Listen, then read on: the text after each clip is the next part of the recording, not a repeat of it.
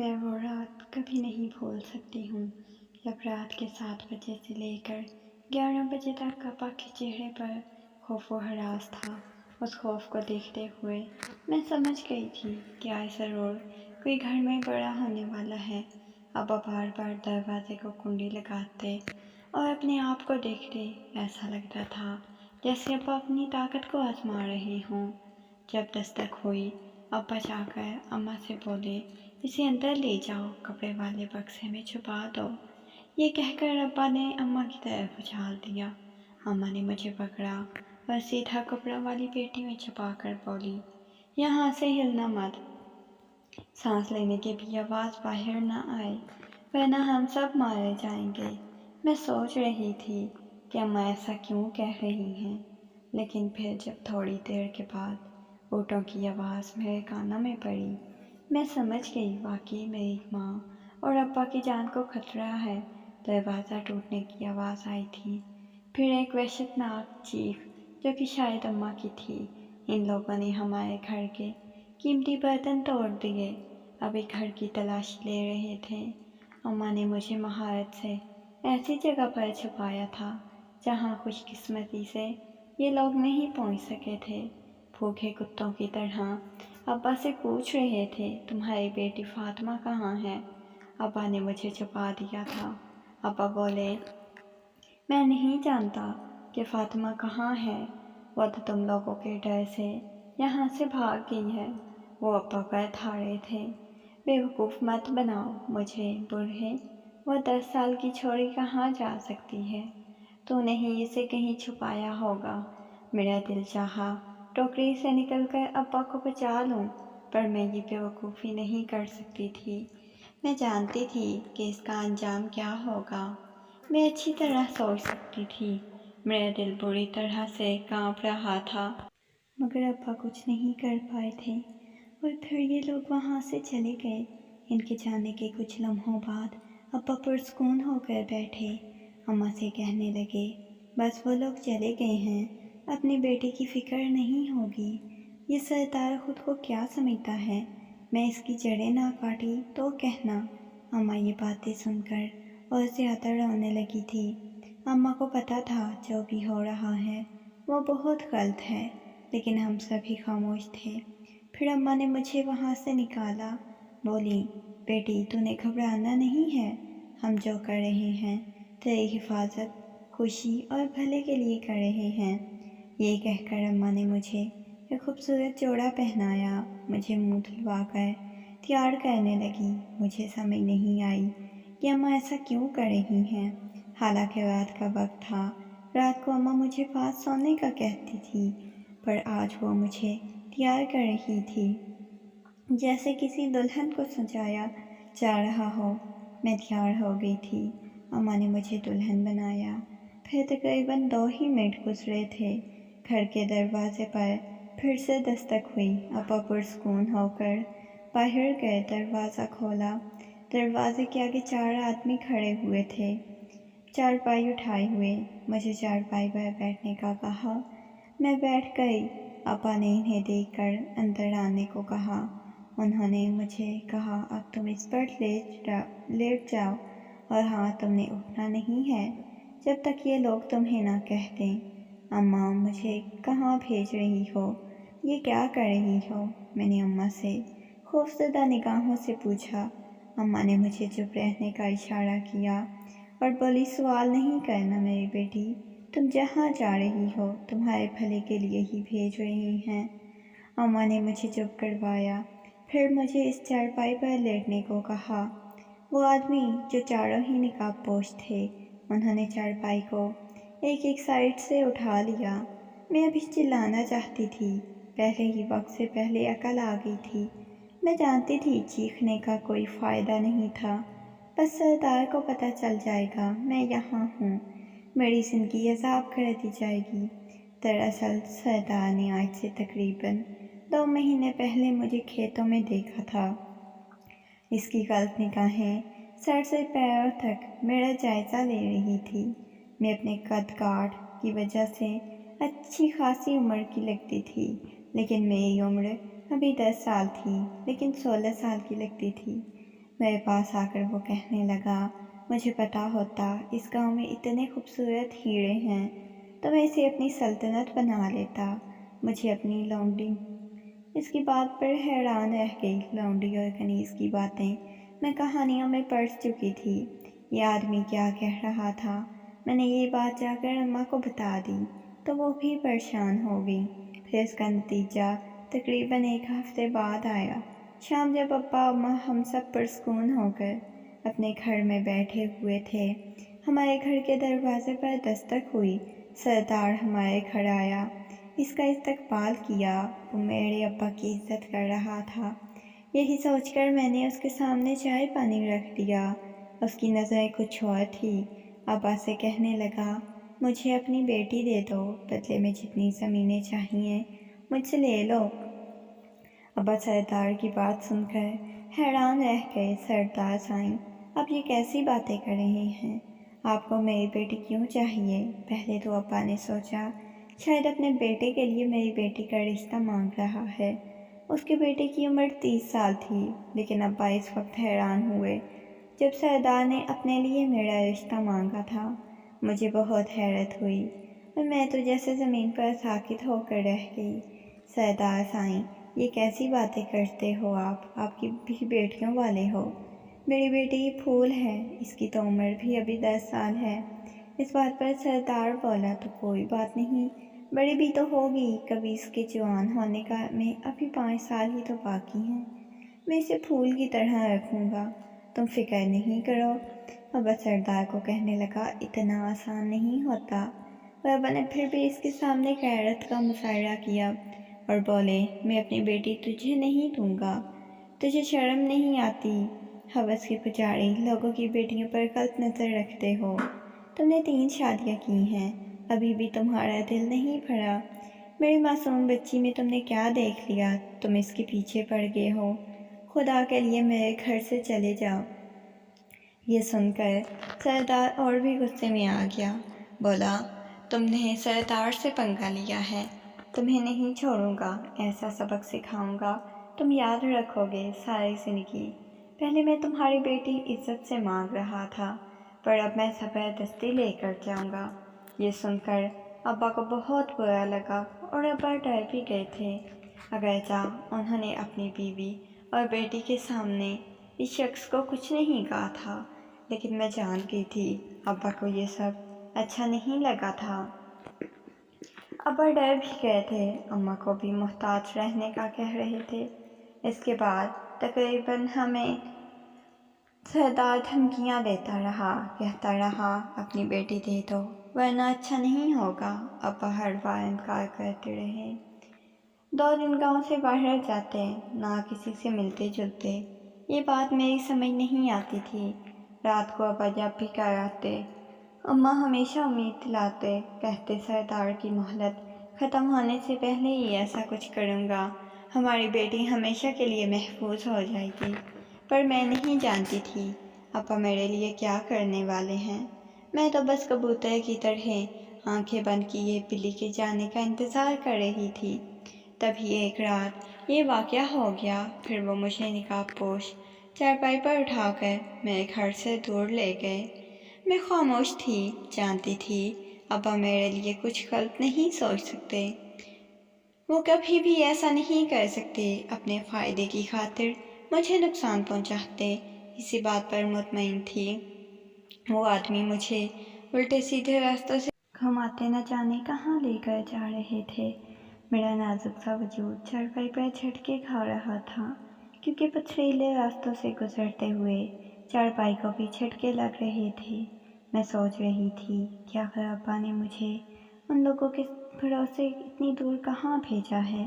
تبھی یہ لوگ ایک دوسرے سے باتیں کرتے ہوئے کہنے لگے، ہم بہت تھک گئے ہیں، ایسا کرتے ہیں یہاں تھوڑی دیر آرام کر لیتے ہیں، تھوڑا تازہ دم ہو کر چلیں گے۔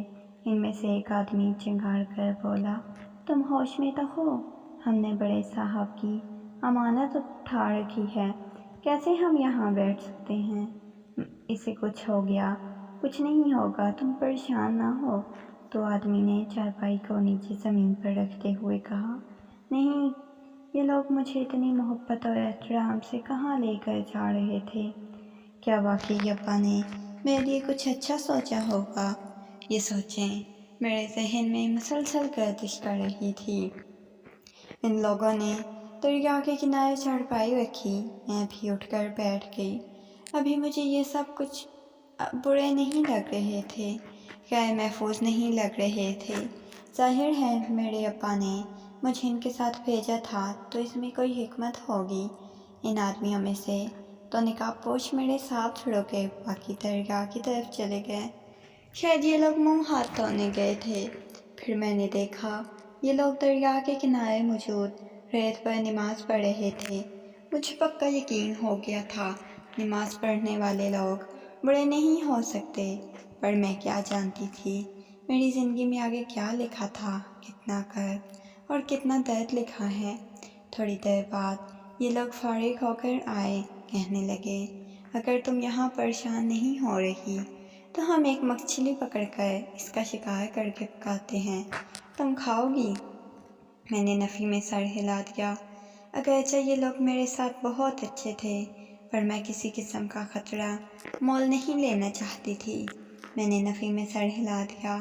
دوسرے آدمی نے پہلے کو اشارہ کیا اور بولا ویسے تو اس خاندان کی اتنی تعریف نہیں ہوتی، یہ لوگ تو بہت خوددار ہیں۔ میں نے ان کی باتیں نہیں سمجھی۔ بہرحال تقریباً 10 منٹ بعد وہ چارپائی لے کر دوبارہ چل پڑے، پہلے کی طرح آرام سے لیٹ گئی۔ اب تو مجھے عادت ہو گئی تھی، اب بھی میں لیٹ گئی تھی۔ یہ لوگ دریا کا پل پار کرنے لگے تو میرا دل زور زور سے دھڑکنے لگا تھا۔ میں نے چارپائی کو بھیج کر پکڑ رکھا تھا، جیسے میں ابھی یہاں سے نیچے گر جاؤں گی۔ دریا کے پار جاتے ہی جیسے ہی یہ لوگ سبززار پر آئے، میں نے پیچھے مڑ کر دیکھا، میرا گاؤں بہت دور رہ گیا تھا۔ چاندنی کی تیز روشنی میں گاؤں کا سایہ نظر آ رہا تھا۔ میری آنکھوں سے بے اختیار آنسو بہنے لگے۔ اندھیری رات میں بہت ڈر بھی لگ رہا تھا۔ اماں ابا کی نرم آغوش یاد آ رہی تھی۔ گاؤں، دریاؤں، پہاڑی راستوں پر سے گزرتے ہوئے جس جگہ پر پہنچی وہ بہت ہی الگ اور پرسکون تھی۔ ایک بڑے سے محل پر میری نظر پڑی، جہاں پر روشنیوں سے جگمگاتی ہر چیز تھی۔ محل کی شاندار دروازے پر مجھے اتارا گیا۔ چارپائی سے اتر ہی تھی کہ آس پاس شور سا برپا ہوا تھا۔ چھوٹی چھوٹی لڑکیاں خوشی سے میری طرف بڑھی۔ پیچھے ایک عمر رسیدہ عورت بھی آ گئی جو تقریباً عمر میں 40-50 سال کی لگتی تھی۔ اس نے مجھے دیکھا تو بولی آ گئی ہو بیٹی، مبارک ہو، تمہارے قدم اس حویلی میں بہت زیادہ مبارک ثابت ہوں گے۔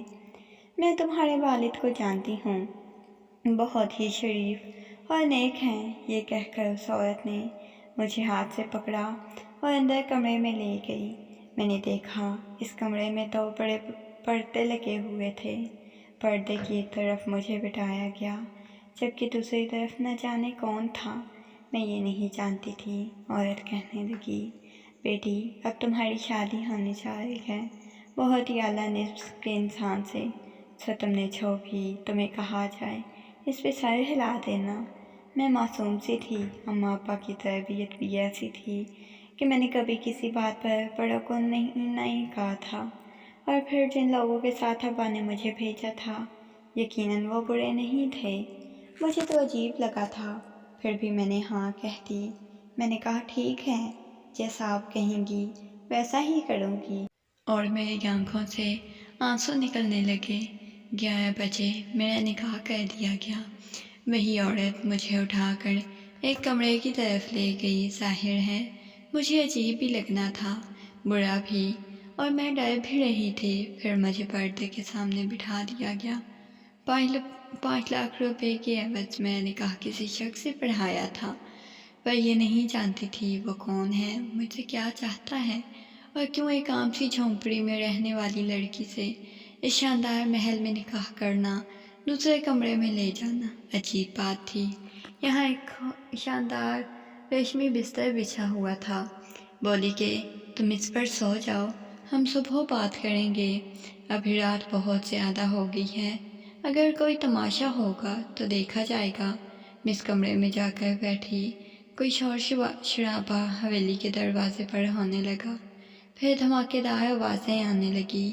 دوبارہ میرے پاس آ کر بیٹھی، بولی بیٹی تم بالکل بھی فکر نہیں کرو، باہر مردوں کے کام ہیں، دیکھ لیں گے۔ ایسا لگ رہا تھا جیسے باہر لڑائی ہو رہی ہے۔